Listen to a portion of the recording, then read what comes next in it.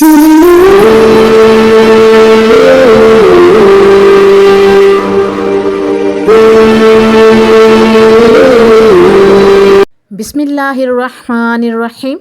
अस्सलामु अलैकुम वरहमतुल्लाहि वबरकातुहू। सही बुखारी हदीस नंबर 73।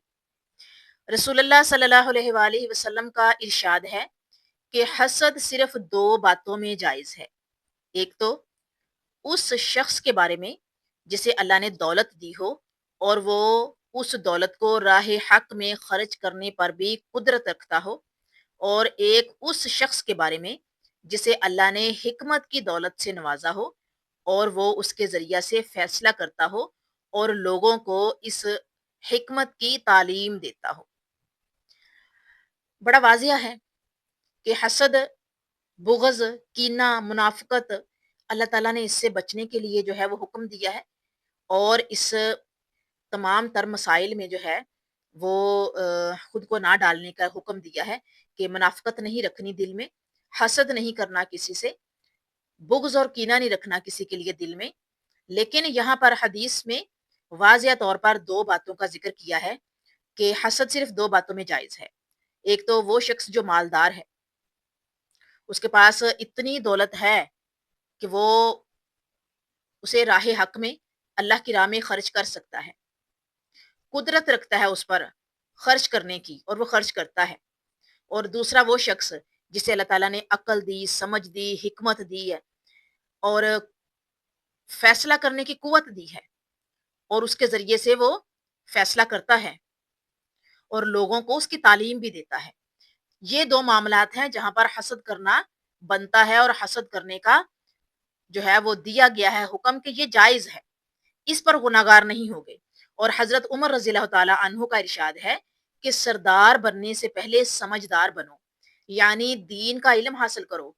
और अबू अब्दुल्ला हज़रत इमाम बुखारी रहिमहुल्लाह फरमाते हैं कि सरदार बनाए जाने के बाद भी इल्म हासिल करो। क्यों? क्योंकि रसूलुल्लाह सल्लल्लाहु अलैहि वसल्लम के अस्हाब रज़ियल्लाहु ताला अन्हुम ने बुढ़ापे में भी दीन सीखा है। सही बुखारी हदीस नंबर 74। रावी कहते हैं कि वो और हुर बिन कैस बिन हसन फजारी मूसा अलैहिस्सलाम के साथी के बारे में बहसो तकरार करने लगे। इब्ने अब्बास रज़ियल्लाहु ताला अन्हुमा ने फरमाया कि वो खिज़र अलैहिस्सलाम थे। फिर उनके पास से अबी बिन काब गुजरे, तो अब्दुल्ला बिन अब्बास रज़ियल्लाहु ताला अन्हु ने उन्हें बुलाया और कहा कि मैं और मेरे ये रफ़ीक मूसा अलैहिस्सलाम के उस साथी के बारे में बहस कर रहे हैं जिससे उन्होंने मुलाकात चाही थी। क्या आपने रसूल करीम सल्लल्लाहु अलैहि वसल्लम से उसके बारे में कुछ ज़िक्र सुना है? उन्होंने कहा, हाँ, मैंने रसूलुल्लाह सल्लल्लाहु अलैहि वसल्लम को ये फरमाते हुए सुना है।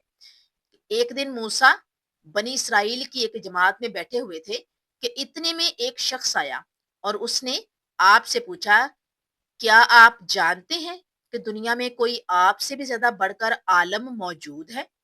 मूसा अलैहिस्सलाम ने फरमाया, नहीं। इस पर अल्लाह ताला ने मूसा अलैहिस्सलाम के पास वही भेजी कि हाँ, हमारा बंदा खिज़र है जिसका इल्म तुमसे ज़्यादा है।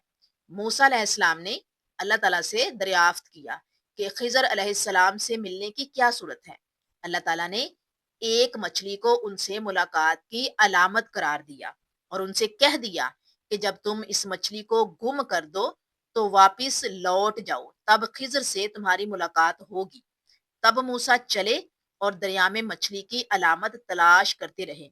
उस वक़्त उनके साथी ने कहा, जब हम पत्थर के पास थे, क्या आपने देखा था? मैं उस वक़्त मछली का कहना भूल गया और शैतान ही ने मुझे उसका ज़िक्र भुला दिया। मूसा अलैहिस्सलाम ने कहा, उसी मकाम की हमें तलाश थी। तब वो अपने नशानाते कदम पर पिछले पाँव बातें करते हुए लौटे। वहाँ उन्होंने खिज़र अलैहिस्सलाम को पाया। फिर उनका वही किस्सा जो अल्लाह ताला ने अपनी किताब कुरान करीम फुरकान हमीद में बयान किया है। तो ये किस्सा कुरान करीम फुरकान हमीद में मौजूद है कि जब खिज़र अलैहिस्सलाम और नबी की मुलाकात हुई थी, मूसा अलैहिस्सलाम की मुलाकात हुई थी, तो तब मूसा अलैहिस्सलाम ने जो है वो उनसे हिकमत सीखने के लिए रिक्वेस्ट की थी, दरख्वास्त की थी। ये किस्सा कुरान करीम में पूरा मौजूद है। اور اللہ تعالیٰ کا ارشاد ہے جو حضرت موسیٰ علیہ السلام کا قول ہے، کیا تمہارے ساتھ چلوں؟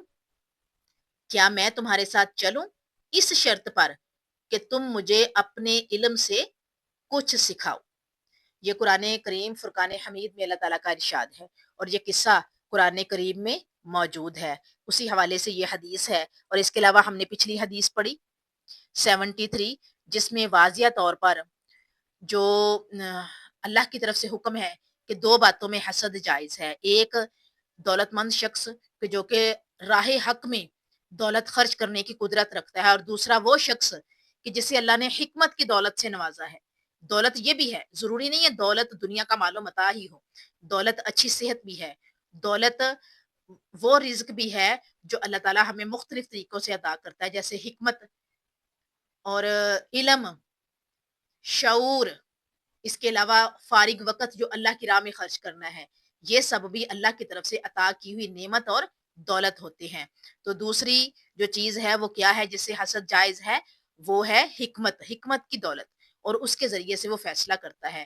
اسی حوالے سے حدیث آئی ہے کہ موسیٰ علیہ السلام جب دنیا میں موجود تھے تو تب ان سے کسی نے سوال کیا تھا کہ آپ سے بھی زیادہ کوئی جو ہے وہ موجود ہے علم والا، تو موسیٰ علیہ السلام نے لا علمی کا اظہار کیا۔ اس پہ اللہ تعالیٰ نے ان کو خبر دی۔ اس سے ایک چیز اور بھی جو ہے وہ واضح ہوئی کہ جو انبیاء ہیں جب وہ دنیا میں موجود تھے وہ بھی غیب کا علم نہیں جانتے تھے، بس اتنا ہی جتنا اللہ تعالیٰ نے ان کو بتایا، یا اللہ تعالیٰ ان تک پہنچا رہے تھے، ان کو بتا رہے تھے، ان کو خبر دے رہے تھے۔ تو اس پر جب اللہ تعالیٰ نے وحی نازل کی نا کہ میرا ایک بندہ ہے خضر جو حکمت میں آپ سے بھی اوپر ہے، تو تب موسیٰ علیہ السلام نے ان سے ملاقات کی، خواہش کا اظہار کیا تھا، تو اللہ تعالیٰ نے مچھلی کی جو علامت ہے وہ نشانی بتائی تھی کہ وہاں ملاقات ہوگی۔ تو اس کے بعد کا اگلا قصہ قرآن کریم فرقان حمید میں موجود ہے۔ جزاکم اللہ خیرہ۔